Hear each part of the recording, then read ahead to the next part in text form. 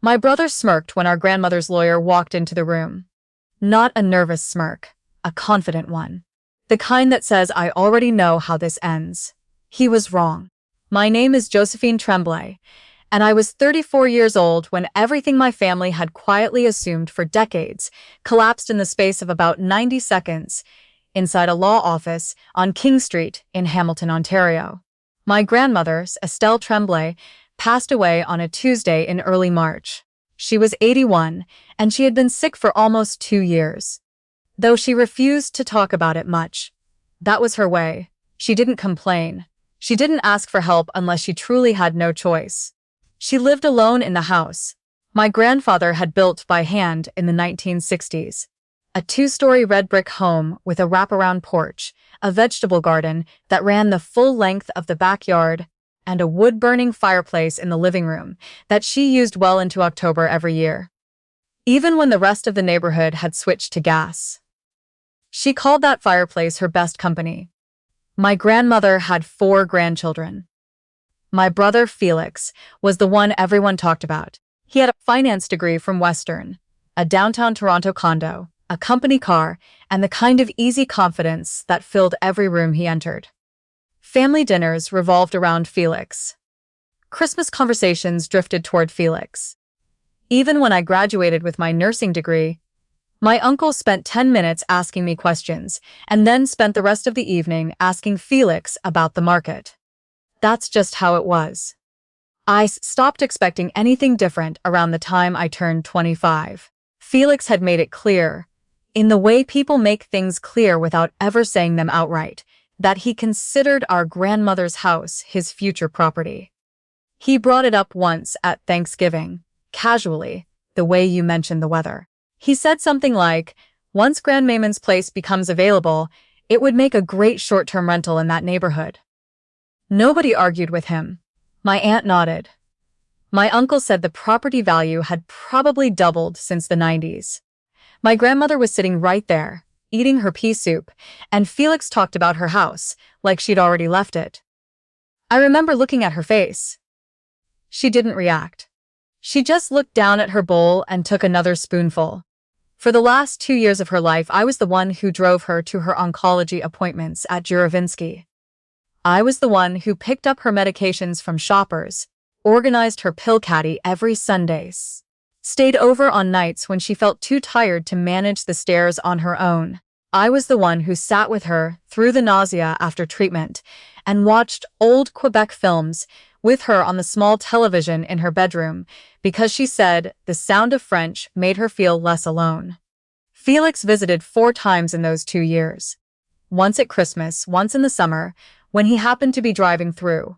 Once when my mother pressured him into it, and once about 3 weeks before she died when he brought a bottle of wine and stayed for 45 minutes. I didn't tell anyone this bothered me. It didn't seem like the right thing to say out loud. She was my grandmother. You don't keep score with the people you love. She died on a Tuesday. The funeral was on a Friday. The reading of the will was scheduled for the following Wednesday at the offices of her estate lawyer, a quiet and serious man named Mr. Beaumont, who had apparently been handling her affairs for over 15 years. Felix arrived at the law office before me. He was wearing a good coat, the charcoal one he wore to client meetings, and he had his leather portfolio tucked under one arm like this, was a business appointment. He was chatting easily with my uncle when I walked in. He glanced over at me, nodded, and went back to his conversation. The office smelled like old paper and coffee. Mr. Beaumont sat behind a large oak desk and waited until everyone had settled. My mother sat next to me. My aunt and uncle took the chairs by the window. Felix sat in the center of the room like he was expecting to be called to a stage. Mr. Beaumont opened a folder and began reading the standard language. Felix leaned back in his chair. There was a small smile on his face, relaxed, almost bored. He already knew the ending, or thought he did. Then Mr. Beaumont paused. He looked up from the papers and said, quietly, "Before I continue with the primary distribution, I've been instructed to read a personal letter that Mrs. Tremblay prepared separately. She asked that it be read aloud, in full, to everyone present." Felix's posture shifted slightly. Not much, just enough. Mr. Beaumont opened a second envelope. The paper inside was pale blue, the color my grandmother used for her personal correspondence. I recognized it immediately. She'd written me letters on that paper for years. Birthday notes, Christmas cards, little folded pages tucked into books she lent me. He began to read. If you are hearing this, then I am gone, and you are all sitting together in a room wondering what I've decided. I want you to know that I didn't make this decision lightly, and I want you to understand my reasons, because I think you deserve that. The room was completely still. The house at 412 Glenwood Avenue was built by my husband Raymond in 1963. He poured the foundation himself.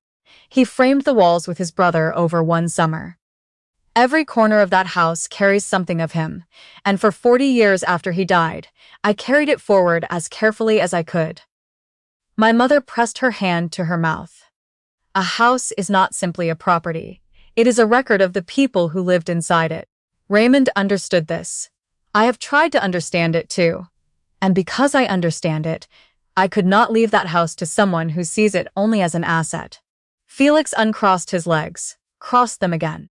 For the past 2 years, one of my grandchildren has been present in my life in ways that I cannot fully account for. She drove me to my appointments when I was too proud to ask. She sat with me through the bad nights. She never made me feel like a burden. She never checked her phone when I was talking. She watched my films with me, even though her French isn't very good. My throat tightened without warning. I did not tell her what I was planning. I didn't want it to change the way she showed up. I wanted to know who she was when nothing was being offered. Now I know. Mr. Beaumont looked up briefly, then continued. The house at 412 Glenwood Avenue, along with its contents and the associated property, shall pass to my granddaughter Josephine in full. There is a modest TFSA account. The details are in the documentation that I have divided equally among my other grandchildren because I love them all and I want them all to be provided for. But the house belongs to Josephine because she is the one who understood what it means to take care of something. I didn't cry. I wanted to, but I couldn't. My body had gone very quiet, the way it does when something is too big to process all at once. Felix made a sound. A short, clipped exhale through his nose. He turned to look at me for the first time since we'd sat down. This has to be a mistake, he said. Not to me. To Mr. Beaumont. Mr. Beaumont set the letter down with the careful patience of someone who had handled this kind of moment before. The documentation is complete, he said. The estate was arranged formally in 2022, and the instructions are legally binding. She was sick, Felix said. His voice had a different quality now. Not loud, but tighter. She wasn't. People make decisions when they're not thinking clearly. The will and its accompanying letter were drawn up with full legal counsel, Mr. Beaumont replied. Mrs. Tremblay was assessed as being of sound mind at the time of preparation. Felix turned to my mother. Did you know about this? My mother shook her head. She looked stunned, but not, and I noticed this clearly, not upset in the way Felix was upset. Surprised, yes. But there was something else in her expression, something that looked a little like recognition. My aunt reached over and put her hand on Felix's arm. He pulled it away. I've contributed to this family, he said, and I wasn't sure who he was talking to anymore. I've been there. Something moved in my chest then. Not anger exactly. More like a kind of exhaustion. Years of quiet dinners. Years of standing near the back of the room. Years of doing things because they needed to be done, and not because anyone was watching. I thought about every Tuesday I'd driven the same route to Juravinsky, and every Sunday I'd sat at my grandmother's kitchen table, sorting her medications while she told me about the town in Quebec where she grew up. I looked at Felix. I didn't raise my voice. I'm not sure I even raised my eyes to meet his directly. She knew, I said. She saw everything. She just didn't say anything about it until now. Nobody responded to that. The room stayed quiet for a long moment.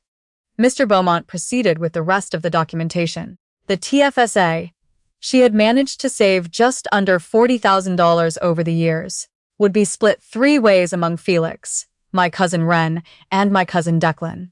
It wasn't a small amount for someone who had lived on a fixed income for over a decade. She had been careful with everything, even that. When we stepped out of the office onto King Street, the March air was cold and sharp, in the way it gets in Hamilton in early spring, when winter hasn't quite decided to leave yet. Felix walked ahead without speaking. My aunt and uncle followed him, murmuring quietly to each other. My mother fell into step beside me. She didn't say anything for half a block. Then she said, "She told me once, a few years ago, that you reminded her of your grandfather." I looked over at her. She said Raymond always did the work quietly, that he never needed an audience. My mother paused. I think I understand now what she meant. I thought about that for a long time afterward. I went to the house for the first time alone about a week after the reading. I still had the key she'd given me, years ago. The one I used on Tuesday evenings when I'd drop off groceries or check on the furnace. The lock turned the same way it always had. The door opened with the same small resistance it always had, that slight drag across the threshold that my grandfather had apparently meant to fix and never got around to. Inside, it smelled like her.